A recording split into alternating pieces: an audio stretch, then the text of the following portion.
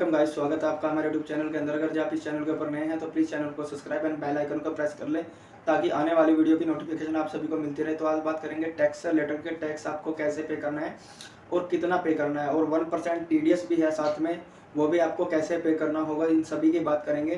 क्योंकि अभी के टाइम में देखा जाए तो 30% टैक्स फ्लैट लग चुका है 1 अप्रैल से, और काफ़ी लोगों के डाउट्स हैं, काफ़ी लोगों के क्वेश्चन भी आ रहे हैं कि किस तरीके से हमें टैक्स पे करना होगा, किस तरीके से हमारे जो है टैक्स हमें पे मतलब कि टैक्स कितने परसेंट देना होगा, लॉस में भी देना होगा या फिर प्रॉफिट पे देना होगा।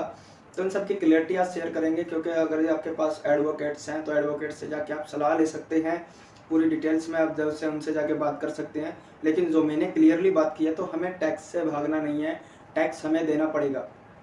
ठीक है, आप बाइनेंस पे ट्रेड करो, गेट आईओ पे ट्रेड करो, जो इंटरनेशनल बाहर के एक्सचेंज है उन पे ट्रेड करो, चाहे आप वजीर एक्स इंडियन एक्सचेंज को ट्रेड करो, कहीं पे भी आप जाके ट्रेड कर लो।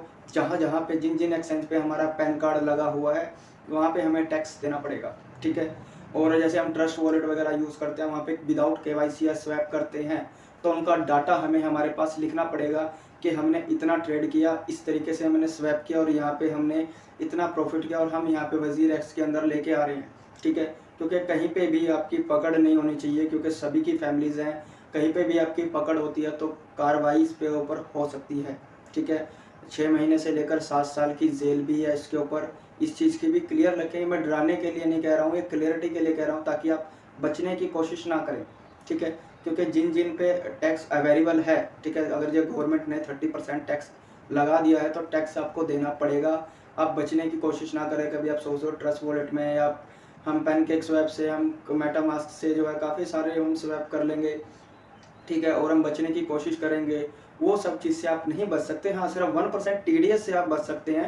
1% टीडीएस जो हमें इंडियन एक्सचेंज में देना पड़ेगा, वो हमें इंटरनेशनल एक्सचेंज में नहीं देना पड़ेगा। ठीक है, बस इतना हमारा फ़ायदा हो सकता है। लेकिन जो 30% टैक्स है वो हमें देना पड़ेगा हर हाल में।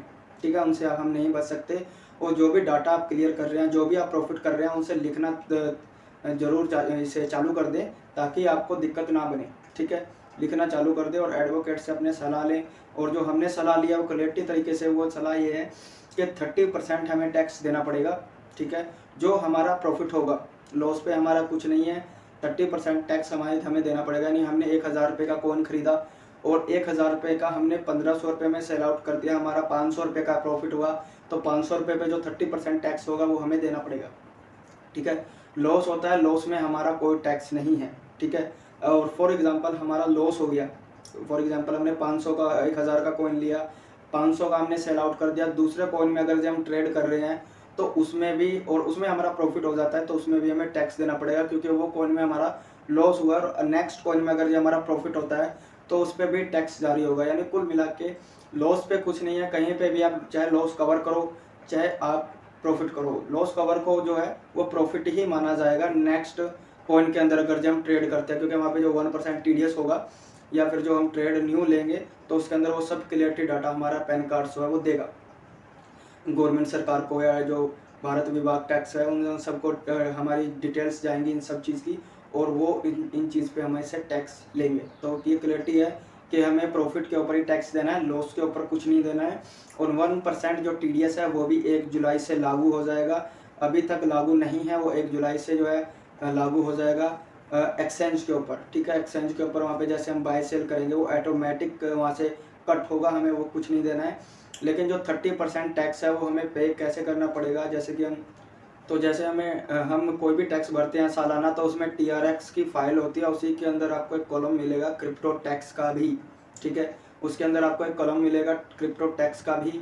आप वहाँ पे जाके उस क्रिप्टो कॉलम में अपना जो भी डाटा होगा वो उनसे क्लियरली बात करके वहाँ पे जो भी आपका टैक्स बनेगा वह आप वहाँ पे कर पाएंगे।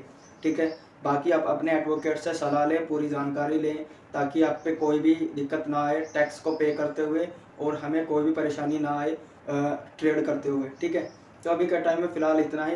हम बाहरले एक्सचेंज पर ट्रेड कर सकते हैं, 1% टीडीएस से बच सकते हैं, लेकिन 30% टैक्स से नहीं बच सकते, और बचने की कोशिश भी ना करें। और जो भी आप ट्रेड ले रहे हैं, जो भी आप प्रॉफिट कर रहे हैं, उसे लिखना शुरू कर दें ताकि कोई भी आपके ऊपर एक्शन ना लिया जाए। ठीक है, तो अपने जो जितना भी प्रॉफिट कर रहे हैं उन्हें अपना लिखना शुरू कर दें और अपने को सतर्क रखें, ताकि आप क्रिप्टो के अंदर प्रॉफिट तो करें ही करें और लॉस से भी बचें। ठीक है।